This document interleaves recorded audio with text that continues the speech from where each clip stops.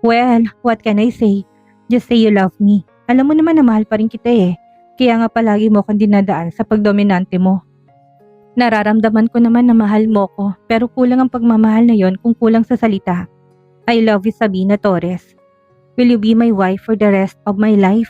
Are you proposing already? Tumaas ang isang kilay niya bagamat nakatawa. Yes, please say yes. Nasaan ang sing-sing? Gusto ko yung galing sa Europe. Hindi ako mag-yes kapag wala yun. Isang matunog na halakhak ang pinakawala ni Calvin.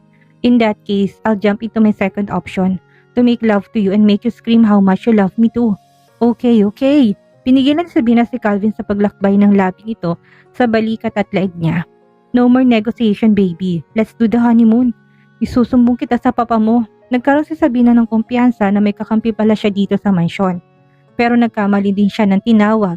Sige, sabihin mo kay papa na honeymoon natin na magdiwang na naman yon dahil magkakaroon siya na ulit ng apo. Magkakaroon ng apo? Stop kissing me. Let's talk. Wala pa rin siyang planong mabuntis sa ngayon dahil wala pa naman salang petsa ng kasal.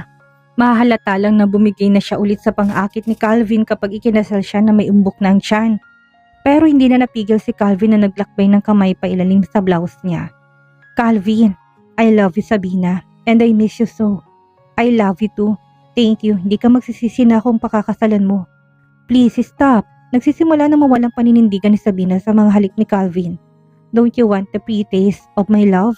I don't. Tumayo ito sa likod niya siya kasi nihirap sa salamin. Look at me, love. Tumingin naman si Sabina sa mga mata ni Calvin na nakaharap sa salamin. Habang nagtatamang mata nila, ay unti-unting din naman ni Calvin ang hinaharap niya. Calvin, lumingon si Sabina dito dahil hindi niya kayang tignan ang sarili sa salamin na sinasalakay na ni Calvin. Nilamon na rin siya ng pagnanasa bagamat naghahalop ang puso't isip niya. Say you miss me too, utos ni Calvin habang naglulumikot ang kamay. Nagpapapigil si Sabina ng hininga habang ninanamnam ang masarap na sensasyon. I miss you too. Mabilis siya nitong binuhat saka dinala sa kama. Hinubad nitong t-shirt kaya't naalarma siya. Sandali, pre-taste ba to? This is the main course, Mr. Ortega. Don't play trick on me. Hindi pa ba pwede? Pakasalan mo muna ako, no? Ano ka, siniswerte? Dinini ni Calvin ang kamay niya sa nakabuko sa pagitan nito. I would die if I don't take you right now. Akala ko ba you'll do the right thing for us? Hindi na ito nakaimik. Isang mapusok na halik na lang binigay ni Calvin na hindi ni Sabina na tinutulan pa. Lumipat na silang muli sa silid nito dahil tsak na hanapin siya ni Jace kapag wala siya sa pagising nito. Pero siniksik ni Calvin ang sarili sa tabi niya dahil pag-uusapan pa daw nila ang kasal. Mama, where is Papa? Tanong ni Jace ng 2 araw na wala pa rin si Calvin sa bahay ng mga magulang nito. 2 araw daw ang conference nito sa Singapore kaya't ilang araw na hindi nakikitang mag-ama. Hindi pa si Sabina pumapasok sa opisina dahil sinabi ni Calvin na 2 linggo na muna siyang sulitin ng oras sa anak bago sumabak sa trabaho. Hindi naman siya tumanggi dahil gusto rin niya nabigyan ng atensyon si Jace. At mula na magkaayos sila ni Calvin ay lalo ni Sabina nakitang sigla sa mga mata ng anak niya. Ganun pala yon. Iba pa rin ang kontribusyon ng isang ama sa mga anak. Bagamat kontento naman si Jace noon, kahit na silang 2 lang ang magkasama, may dagdag saya sa puso ng anak ngayong nakakasama rin ito ang ama. At pagdating sa pag-aalaga kay Jace, wala siyang may pipintas kay Calvin. Hindi lang kay Jace, sinisikap rin ito na maging ama kay Patricia dahil ito nang kinilalang ama ng anak ni Sarina. And speaking of Sarina, nasa Hong Kong naman ito para mag-explore. Pero pauwi na rin bukas dahil namimiss raw nito ang anak.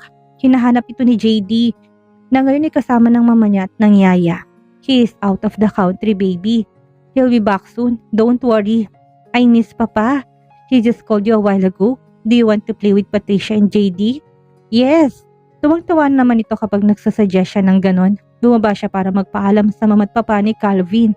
Mamimili tayo ng gamit ni Jace. Dahil malilit na mga damit niya, pwede namin kayong ihatid sa bahay ng mama mo. Pagkatapos, sige ho, pwede ho bang doon kami matulog ngayong gabi? Wala naman ho si Calvin ngayon dito. Walang problema. Bukas ay susunduin ka namin dahil may surprise to si Calvin sa'yo. Surpresa ho? Yes, baka may balak na mag-propose dahil hindi naman natuloy ang proposal niya sa'yo. Hindi na nga natuloy ang surprise proposal ni Calvin dahil nagkaamin na sila. Hindi na sila natutulog na hindi magkatabi. Isang araw ay nakasuot ng singsing sa daliri ni Sabina para hindi na raw siyang matras. Maraming plano si Calvin sa kung paano gaganapin ang kasal nila. Hindi ni Sabina sineseryoso dahil wala pa naman silang pinal na napag-uusapan. At hindi rin sila madalas na magkasundo dahil simpleng kasal lang ang gusto niya. Habang si Calvin na naghahanap talaga ng mapagkakagastusan. Ayaw pa hubang paawat ng anak ninyo sa gastos. Hindi na nga birong halaga ng engagement ring na binili niya. Hayaan mo na. Hindi naman yun mapipigilan sa gusto. Habang kinukontra mo, lalong bumibili ng kung ano-ano. Dahil pakaramdam niya, hindi niya pa naibibigay ang gusto mo. Pagsabihan niyo na nga lang ho, hindi naman nakikinig sa akin ang anak kong yan. Ipinamili nga ng gamit ng magulang ni Calvin si Jace. Katulad na ni Darius si Calvin na kung mamili ng gamit parang wala nang bukas. Pagkatapos nilang mamili ay inihatid nila sa magiging biyanan sa bahay ni mama niya. Tumawag si Sarina na pauwi na ito bukas. Pinapunta siya sa Albano Hotel sa hindi niya alam kung bakit. I just received a complimentary suite from a friend. Isama mo si mama na makapag-relax naman. Total nandyan naman kayo sa bahay. Akala ko ba magtatagal ka dyan sa Hong Kong? Bakit hindi ka nagtagal ng 1 linggo? I can't leave my kids. Kahit naman ganito ako, importante sa akin ang mga anak ko. Matanda na rin ako para tuparin pang pangarap ko malibot ang buong mundo. Mas mahalaga na kasama ko sina Patricia at JD. Kahit paano naawa si Sabina kay Sarina. Ito naman ngayon ang hindi makahanap ng tunay na pag-ibig. Hindi rin natuloy ang pakikipagmabutihan nito kay Davis dahil hindi nito gustong iwanan ng mga anak para mamuhay sa Canada. Nasa Hong Kong ito ngayon pero hindi rin binalak na mamalagi doon ng matagal. O sige na, anong oras ka bang nasa hotel? Tanong niya muli kay Sarina. 3:00 ng hapon. Huwag mong kalimutang isamang mga bata. Sabina, bilhin muli ng kakambal na pinangakuan naman niya. Oo naman, huwag kang mag-alala. Pagkatapos ng makausap si Sarina, inasikaso ni Sabina naman ng mama niya. Hindi naman tumawag si Calvin sa kanilang mag-ina na labis na ipinagtaka. Pero dahil isang gabi na lang naman at uuwi na ito sa Pilipinas, hindi na rin siya nagtangkapan na tawagan to. But she misses him so much. Sa kabila ng pagpipigil ni Calvin na wag na muna siyang angkinin, palagi itong nakahalik sa kanya at nakayakap. Minsan siyang gustong magpakita ng motibo, napapayag naman siya pero hanggang sa huli pinanindigan nito ang sinabi niya hindi muna siya magpapaangkin hanggat hindi sila nagiging legal na mag-asawa. Bagay na hindi niya alam kung kailan dahil hindi naman sila nagkakausap ng seryoso. Kung kailan nga bang kasal. Kinabukasan ni maaga si Sabina na nagising dahil halos hindi rin siya nakatulog sa magdamag. Pakiramdam niya, kulang araw niya kapag hindi niya nakausap si Calvin. Tinatawagan niya ito dahil baka gising ito ng 5:00 ng umaga. Pero nakailang ring na rin ang telepono nito, hindi pa rin to sumasagot. 9:00 ng umaga, hindi na siya nakatiis. Tinawagan niya mga hilaw na biyanan para itanong kung nakausap man lang bang mga ito si Calvin. Kahapon lang din ang huli kong pakikipag-usap sa kanya dahil ipinaalam kong isasama ko kay sa mall ni Jace. Sagot ni Darius. Sa ngayon tinatawagan ko rin dahil may kailangan desisyonan sa opisina. Pero nakatatlong tawag na ako, hindi pa rin to sumasagot.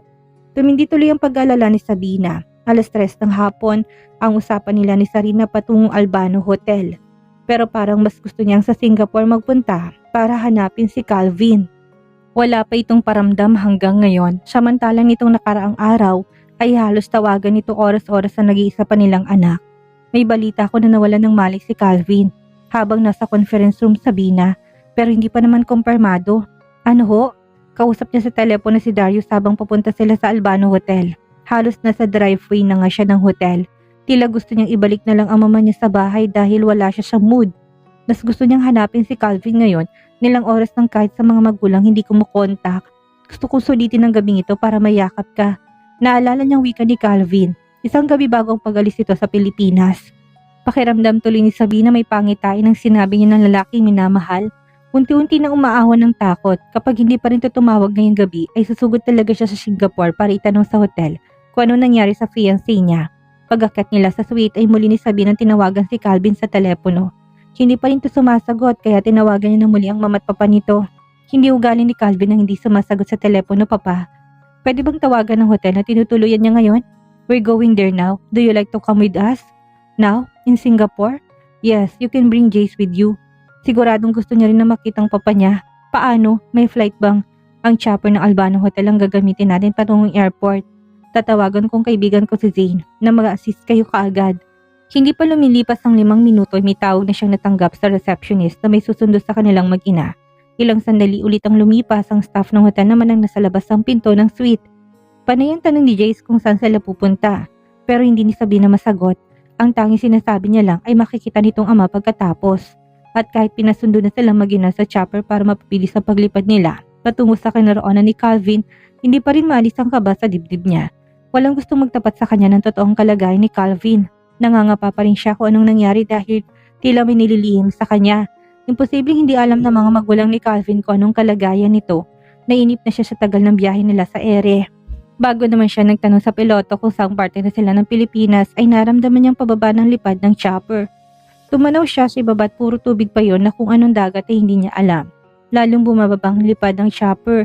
May isang mahabang isda doon nakitang-kita niya ng puting buhangin. Tsak niyang hindi yung Singapore, pero bago pa siya makapagtanong sa piloto ay mas lumilinaw sa kanyang tanawin sa ibaba. Tila isa yung maliit na version ng Maldives. Dahil sa napakagandang tanawin, napakalinaw ng tubig at may ilang villa na nagkalat sa iba't ibang parte nun. Nagulat si Sabina na unti-unting paglapit ng chopper sa islang yon. Doon sila papunta. Si Jay sa tuwang-tuwa na tinuturong malawak na karagatan. Saan ho tayo? Bakit tayo lalapag dito? Utos ho ni Sir Darius. Hindi ho dito. Sa airport ho tayo dapat. Inabot sa kanyang isang card bago pa siya magdagdag ng salita. Isang wedding invitation niya na pangalan nila na Calvin ang nandun. Ngayon ang araw ng kasal nila, ayon sa nakasaad sa imbitasyon. May ilang miyembro ng entourage katulad ng ring bearer na si Jace at flower girl na si Patricia. Si JD ang Bible bearer habang si Sarina ang maid of honor at si Diana ang kapatid ni Calvin ang bridesmaid. Ang best friend ni Calvin na si Saldi naman ang best man. Sa halip na walang kaba ni Sabina, lalo lang bumilis ang tibok ng dibdib niya. Paglapag ng chopper sa lupa kagad kinuha ng staff ng hotel ang dala nilang bagahe. Bumaba na rin sila ni Jace dahil nakabang ang mga staff niya. Pero para siyang nananaginip. Welcome to Luna Hotel, Miss Torres, bati ng isa sa dalawang staff na nakaabang sa kanila. Hi, anong parte ho ito ng Pilipinas? Botolan Zambales ho, this is a part of Hacienda Luna. Sa wakas ay narating niyang parteng ito ng Pilipinas na isa sa pinag-uusapan ng mga mayaman sa Maynila. Wala siyang idea kung paano dito naisip ni Calvin na ganapin ang kasal nila. Magkano na naman kayang ginastos ito sa reservation pa lang sa hotel? Nandito ba si Calvin Ortega? Yes, he is waiting at your suite, ma'am. Papa Sir? Tanong ni Jace na namilog ang mga mata. Isang tangulang pinakawalan niya habang abala pa rin ang sarili sa pag-inspeksyon sa lugar na tila paraiso. Sa isang malaking suite sila dinala ng staff ng hotel. May 2 silid sa loob, isang magarang living room at balkonahe kung saan tanawang karagatan ng islang yon. Isa yung literal na paraiso. Itatanong pa lang sana ni Sabina kung nasa si Calvin, pero bumukas ng pinto at bumungad na sa mata niya. Ang lalaki na pakahilig siyang sorpresahin. Kinarga nitong anak sa kaniyakap ng mahigpit. Tuwang-tuwa rin si Jace na makasamang muli ang ama. Did you miss me, Munchkin? Yes, I miss you this big, sagot naman ni Jace kay Calvin. Ano namang pasabog to, Mr. Ortega? Bumaling ang tingin sa kanya ni Calvin sa kabinabang anak nila sa sopa. You want an intimate wedding, right? Ang sabi ko, simple wedding. Magkano ginastos mo dito? Nilagay ni Sabina ang 2 kamay sa dibdib habang hinintay ang paliwanag ni Calvin. Don't get mad at me. Kaibigan ni Papa si Zane Albano na siyang nag-sponsor ng wedding reception natin. Sinunod ko lang naman ang gusto mo na immediate families lang ang dadalo sa kasal natin. This is it. I said I don't want a luxurious wedding either. Wala akong ginastos dito. Ang wedding ring natin, si Mama at Papang nagregalo. Ang wedding suits. Naman si Dayan, hindi nga ikaw gumastos, ang pinagastos mo naman mga kamag-anak mo. They are gifts.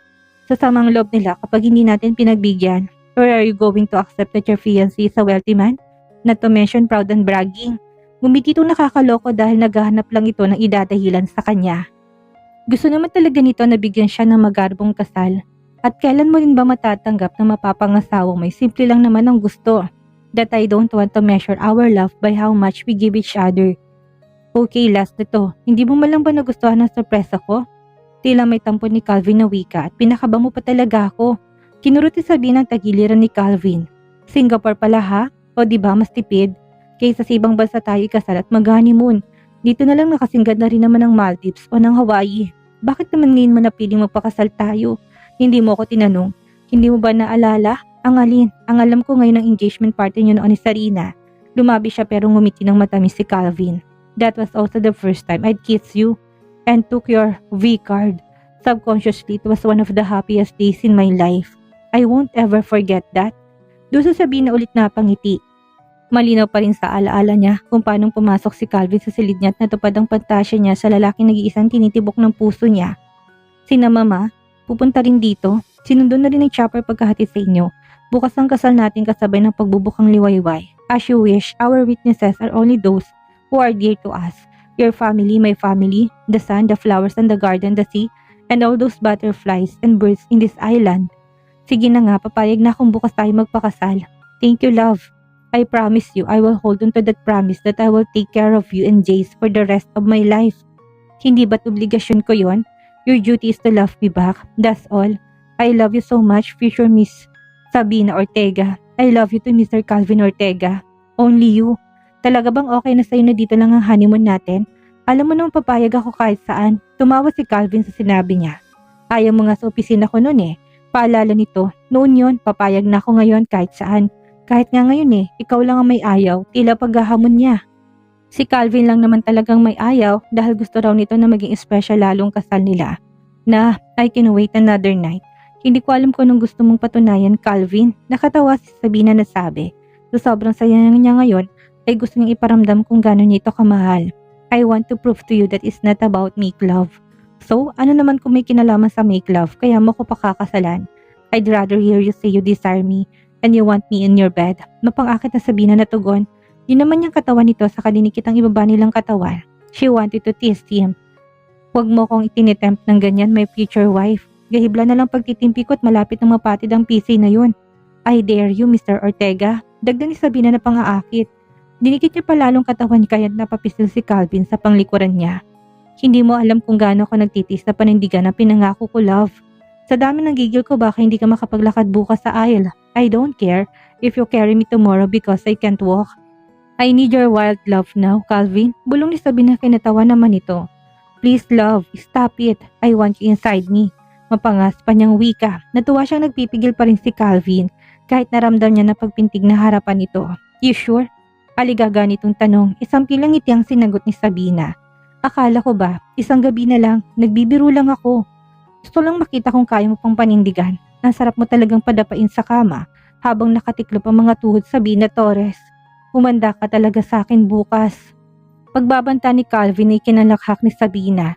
Kung hindi lang nasa tabi na pala nila si Jace at nakatingala habang nagbubulungan sila, hindi pa siya titigil.